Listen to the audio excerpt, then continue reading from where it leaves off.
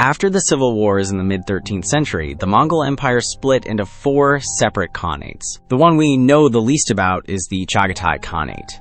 It was stuck between the Golden Horde, the Ilkhanate, and the Yuan dynasty. This meant the only way the Chagatais could expand without fighting other Mongols was to go south, into the Indian subcontinent, which was ruled by the Delhi Sultanate. In this video, we're going to explore the Mongol invasions of India. The Delhi Sultanate was born from what was left of the Ghurid Empire, a kingdom that stretched all the way from Afghanistan to Bengal. When its ruler, Muhammad of Ghor, died in 1206, his generals split the empire apart. The Indian parts of the old empire were then brought together by a new ruler in Delhi, Shams-ud-Din Iltutmish, who had a very long reign. For the next 300 years, the Sultanate was ruled by 5 different Turko-Afghan family dynasties. For all of them, their policy on the northern border was all about dealing with the powerful Mongol Empire. The first contact between the Delhi Sultanate and the Mongols happened in the 1220s.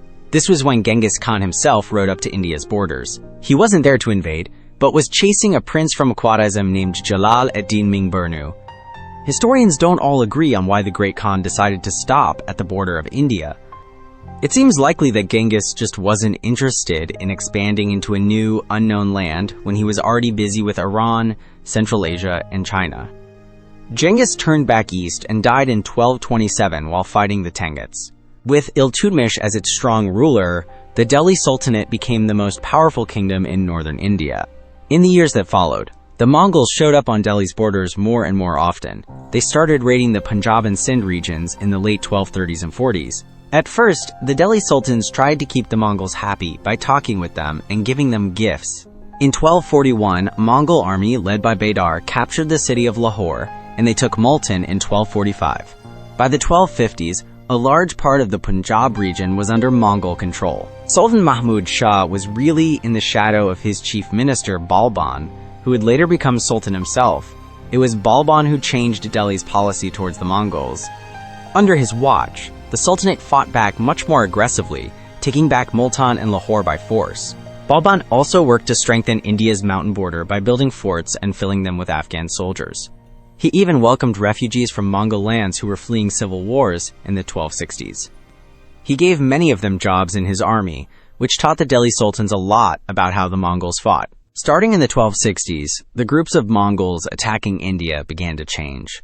A war broke out between 2 Mongol states, the Ilkhanate and the Golden Horde.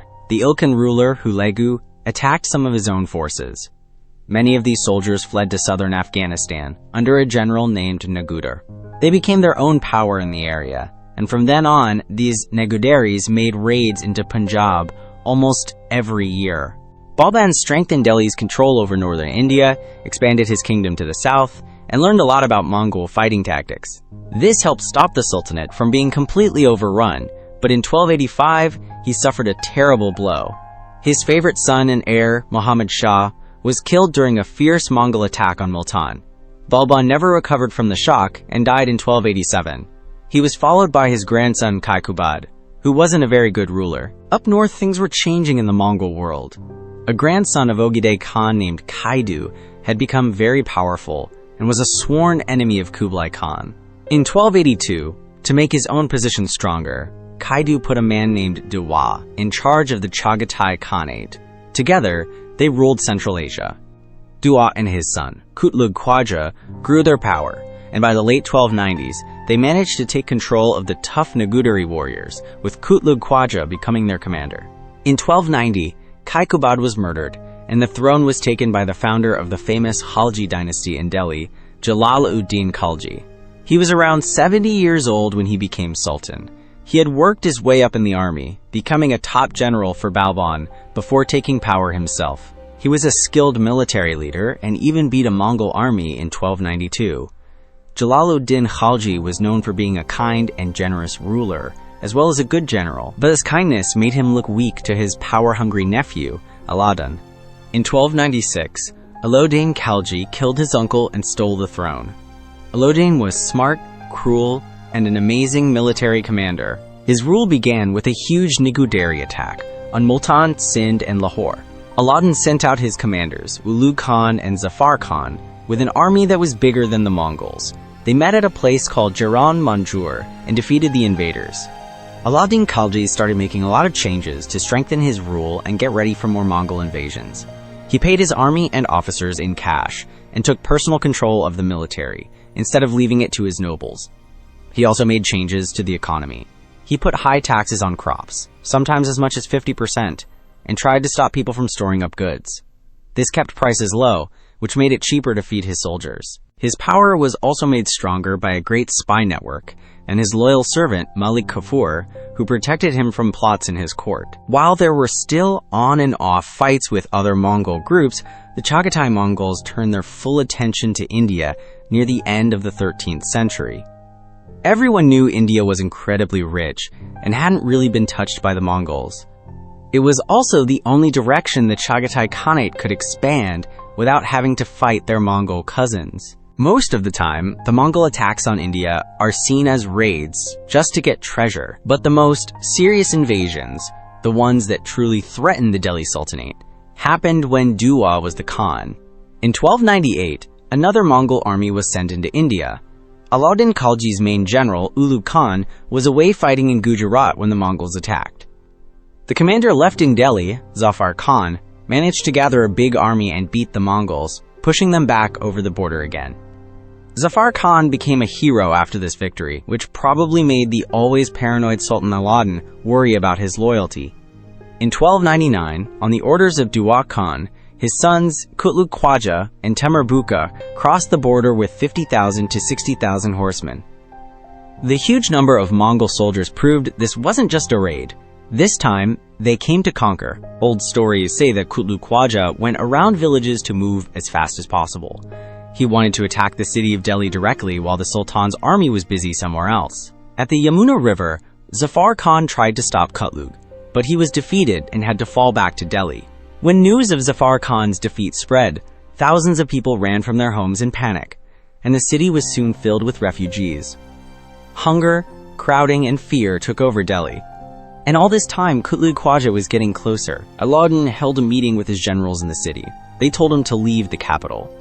They said the Mongols were too many, too strong, and too close for them to have any chance. But Alauddin trusted in his own ability to fight. He gathered all the soldiers he could, marched 15 miles north of Delhi, and met Kutluk Khwaja at a place called Kili. Old accounts say Alauddin had an army of 300,000 men and 2,700 war elephants. But historians today think a more likely number is around 70,000 men and 700 elephants. This still meant his army was bigger than the 50,000 to 60,000 Mongols. Both armies set up in the usual way for armies from the steppes, with a center and two sides, or wings. The Sultan led the center of the Delhi army, while Zafar Khan commanded the right side and Ulu Khan the left. Just like the Mongols, the Delhi forces used horse archers and cavalry, and many of their soldiers knew how to fight in the same style as the Mongols. Zafar Khan, wanting to get revenge for his loss at the Yamuna River, led the first charge. He attacked the left side of the Mongol army, which broke and ran. Zafar chased after them to push them off the battlefield. But as he got further away from his own army, he realized he had been tricked by a fake retreat. Zafar was then surrounded by an ambush led by a Mongol general named Taragai. Zafar realized he had been left to die. The Sultan didn't try to rescue him or his soldiers because he was too worried about how popular his general was becoming. Left alone and surrounded, Zafar fought his hardest until he was captured. Kutluk Khwaja was very impressed by Zafar's bravery and offered to let him join the Mongols, saying his courage would be rewarded. He even offered to make him the Sultan of Delhi, but Zafar Khan stayed loyal to his own Sultan to the very end and refused. So, Kutluk Khwaja ordered that he, all his men, and his elephants be executed. With this victory, it looked like Kutluk Khwaja was about to defeat Alauddin and conquer the Sultanate. But at this moment, the Mongol forces turned around and left. It seems that sometime during the battle, maybe during the final fight with Zafar Khan's men, Kutluk Khwaja was badly wounded. Before he could get back home, he died from his injuries. The Mongols had lost their prince and failed another invasion, with almost nothing to show for it. But this loss didn't stop the Mongol invasions of India. The general Taragai attacked again in 1303. At the time, Alauddin was coming back from a campaign in Histoer, where his army had taken heavy losses. He was trapped near Delhi, and the fighting went on for 2 months. The coming summer heat, and the fact that neither side could win, tested Taragai's patience. and he also retreated. He probably didn't realize how close he came to defeating Olodin. From 1304 to 1308, the invasions happened every year. But by now, the idea that the Mongols were impossible to beat in India was gone. Mongol armies were defeated in battle, their commanders were trampled to death by elephants in Delhi, and pillars made of Mongol skulls were built outside the city. So the question is, why weren't the Mongols successful in India? A big reason was that Delhi knew all about Mongol tactics from fighting them, having similar armies, and from Mongol soldiers who had switched sides. India's hot summers were also very hard on the Mongols and their horses, which affected the food for their animals and limited when they could attack. Finally, Alauddin and his generals were very skilled commanders and were a good match for the Mongol captains. After Kaidu's death in 1303, Dua helped create a general peace among the Mongol Khanates. He even suggested they should all forget their problems and attack India together. But when Dua died in 1306, the Chagatai Khanate fell into conflict. In 1328, Dua's son, Tarmashirin, led the last major Mongol attack on India, and it ended in a similar way. Tarmashirin was the Chagatai Khan for a short time, but his death and the fall of the Ilkhanate in the following years threw Central Asia into chaos. This left a gap in power and gave chances for smaller warlords to rise, like a certain Barless tribesman named Timur. Our series on the Mongol Empire will continue, so make sure you're subscribed to our channel and have pressed the bell button. We want to thank our Patreon supporters and channel members who make it possible for us to create our videos. Now you can also support us by buying our merchandise through the link in the description. This is Alex Histoer, and we'll catch you on the next one.